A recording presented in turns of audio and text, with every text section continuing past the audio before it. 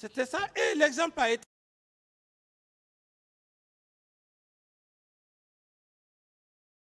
quoi même? Ce que j'ai pu faire, j'ai pu ramener Isto Kera, qui avait son père, le ministre Kera. J'ai fait ramener Boubacar Bari. J'ai fait ramener dans mon gouvernement Mamadou Kondé, son père Émile Kondé. Tout ça pourquoi? Que les enfants se retrouvent. J'ai tout fait j'ai tout fait pour voir un des enfants de Tibou Tunkara.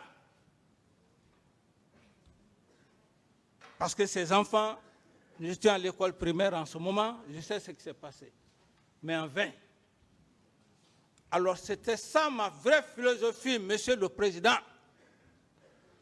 Contrairement à ceux qui peuvent penser le 28 septembre, c'était ça.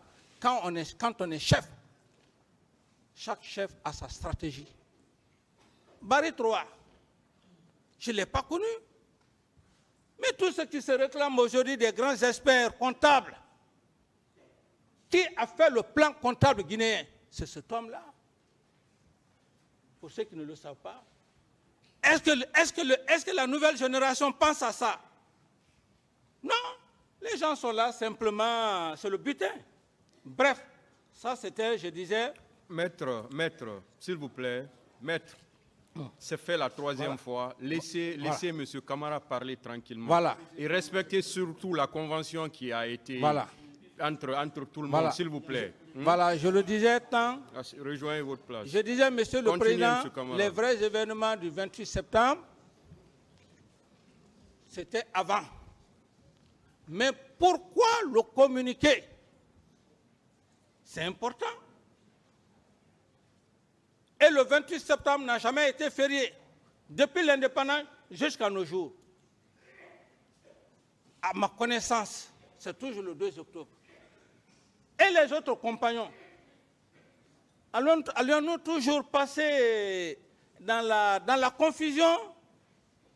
D'aucuns parlent aujourd'hui bien du, comment dirais-je, du fait en main sectouré. D'aucuns parlent mal, d'aucuns parlent bien du côté de Barry Djawandou et de ceci.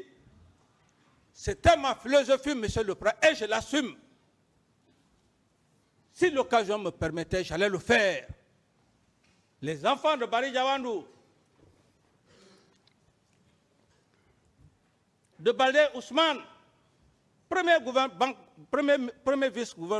gouverneur de la Banque centrale, les Mamadou Touré, les Karim Bangoura. Quel est le Guinéen aujourd'hui qui parle de ces hommes-là? De Lofo, de Mbalia Kamara, de Mafori Bangoura. C'était ça. C'est ça, Monsieur le Président. C'est pourquoi je donne aussi raison à tous ceux qui ont imaginé, le 28 septembre, un chef, un président. Aujourd'hui, le développement de la France ou des grandes puissances, chaque président qui vient, il a son système de développement. C'est ça un chef, c'est ça le leadership.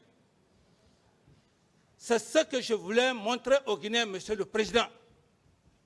Qu'on cesse de parler de ceci, de cela. Les pères fondateurs de l'indépendance, qu'on regroupe toutes ces familles-là, qu'il y ait une réconciliation, qu'on les reconnaisse tous et qu'on demande pardon parce que l'histoire est sombre. Qui peut juger ces hommes-là? Comme le disent, quel est le jugement? Quel jugement peut-on nous faire aujourd'hui en Guinée, ou même sur le plan international? Voilà, Monsieur le Président, l'objectif, l'épine dorsale pour lequel j'ai voulu faire du 28 septembre cette date historique-là, accompagnée d'une grande solennité. En plus, essayer que tous les Guinéens, que toutes les familles des anciens compagnons d'armes se retrouvent et qu'ils se pardonnent afin que la Guinée puisse aller de l'avant. Donc c'est pourquoi je dis que les vrais événements du 28 septembre, sauf si je veux faire des développements. Ça, c'était avant. Je pars donc. Avant d'aller, j'ai demandé au ministre de l'Administration de faire de cette journée une journée fériée payée. Il en a fait. Et j'ai donc pris courage d'aller au Fouta. Vous savez, Monsieur le Président, je ne voulais pas aller au Fouta. Pourquoi? Parce que lorsqu'un homme prend le pouvoir, il faut d'abord s'y rendre dans ton village pour voir les parents. C'est leur bénédiction. Personne n'est censé l'ignorer. Mais je me suis dit, pour éviter de tomber là dans l'ethnocentrisme, si je refuse ces vieux sages du Fouta, ils vont dire non, c'est parce que ce n'est pas notre fils, c'est pourquoi il ne veut pas aller au Fouta. C'est ce qui m'a obligé moralement à aller.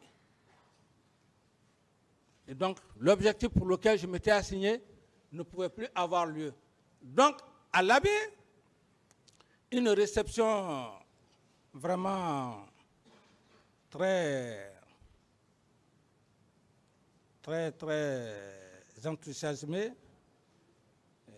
une réception qui était vraiment digne à son nom. Mais pendant cette réception, ma délégation a perdu assez de temps. Je devrais même aller saluer les vieux sages et puis le commandement, mais il était presque 18h, 19h. Je me suis excusé. Je viens à la station. De la station, Monsieur le Président, qu'est-ce qui va se passer?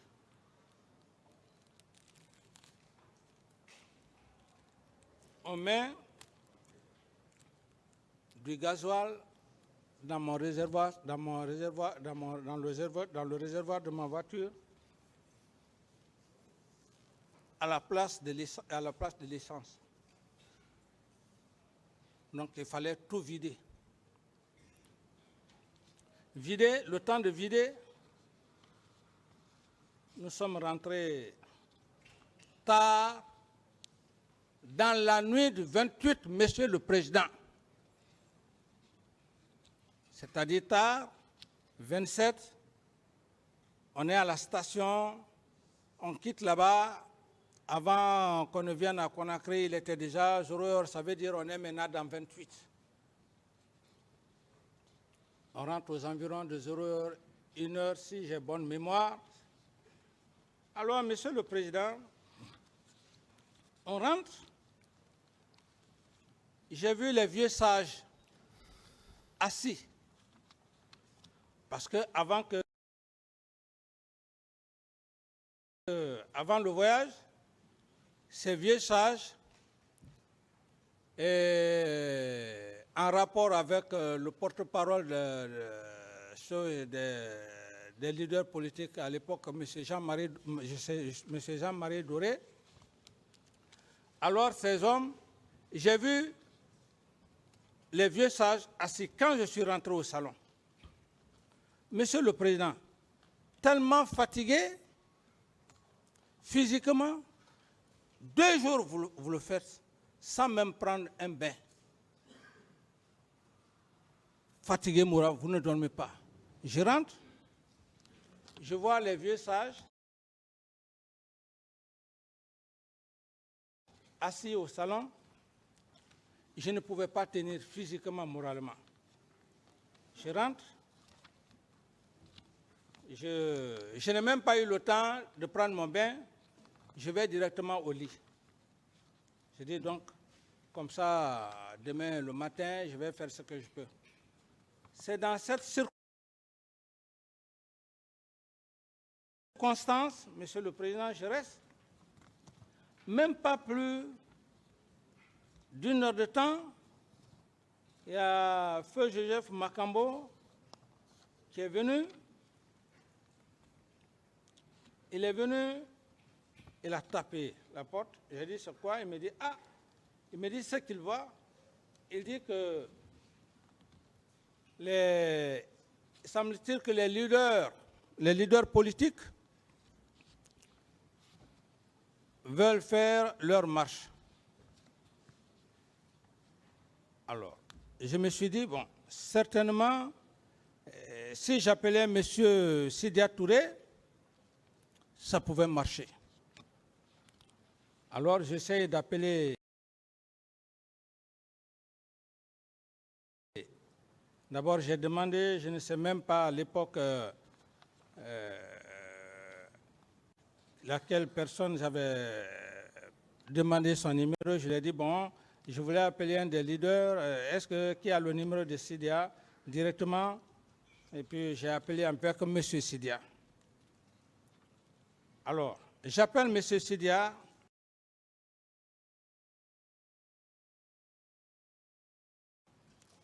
Monsieur le Président, dans nos conversations, et M. Sidya me dit non, qu'il est tard. Il est tard et qu'il n'a plus la possibilité,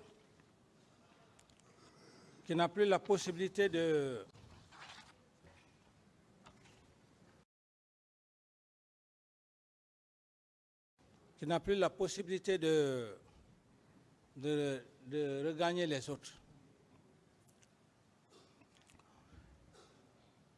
Eu égard à la défectuosité de notre appel, le téléphone s'est coupé. Et comme j'ai vu qu'effectivement, ce qu'il m'a dit, je n'ai plus tenté de le rappeler et j'ai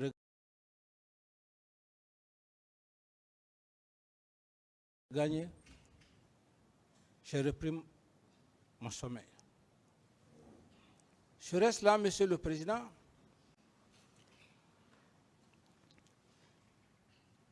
Ça, c'est maintenant pendant.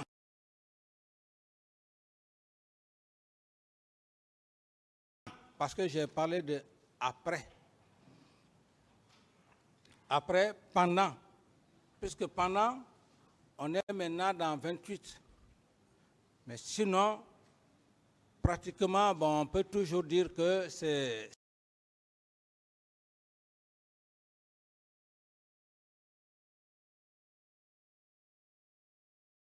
avant même les vrais événements. Par rapport à la circonstance que je suis en train de décrire, on peut dire que c'est toujours avant le 28. Parce que le 28 n'était pas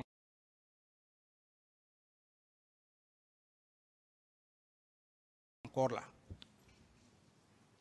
Avant. Donc, ceci étant, à 11 heures,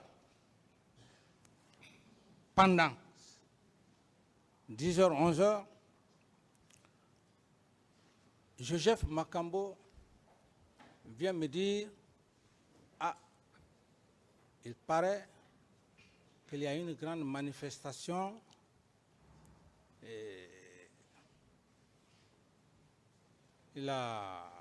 parce qu'à l'époque, les gens essayaient de téléphoner. Dès qu'il a dit, aussitôt, Monsieur le Président, entre Dieu et moi, peut-être c'est ce jour-là que même j'allais trouver la mort. Avant même que M. Toumba Diakité tire sur moi, peut-être c'est là-bas même ce jour j'allais trouver la mort. Mais Dieu ne l'a pas voulu. Pourquoi? Je sors de mon bureau, je dis je vais aller calmer la population. Puisque je me suis dit que cette population avait de la sympathie pour moi. Ça, c'était mon esprit, ça.